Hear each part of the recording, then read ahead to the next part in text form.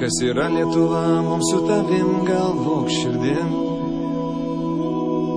Ne žemėlapių skylė ir ne vyriausybė, tai draugai. Kažkada visi tikėjo, kad ateis ta diena, ta valanda, ta minutė, ta sekundė, kai išsipildys mūsų tėvų, senelių ir net prosenelių svajonė.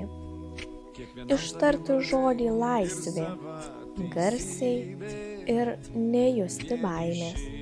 Ištarti žodį, kuris jiems reiškia labai daug. Jis gyveno žmonėse, jų širdyse, nors buvo be galo baisu. Bet troškimas pajusti laisvę buvo stipresnis nei baimė. Tas jausmas ir noras buvo skaidrus ir tyras. Jis egzistavo ir dėl mūsų ateities kartų, kad mums gyventi būtų geriau, kad būtume laisvi, kad galėtume ne tik tarti, bet ir pajusti žodį laisvė.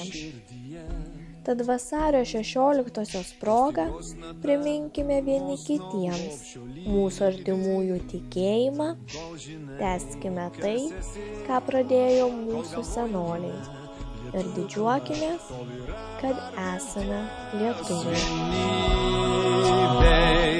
Atsisėsk ant akmens, pagalvok, kas esi, ir nelies dar kol kas lagamino.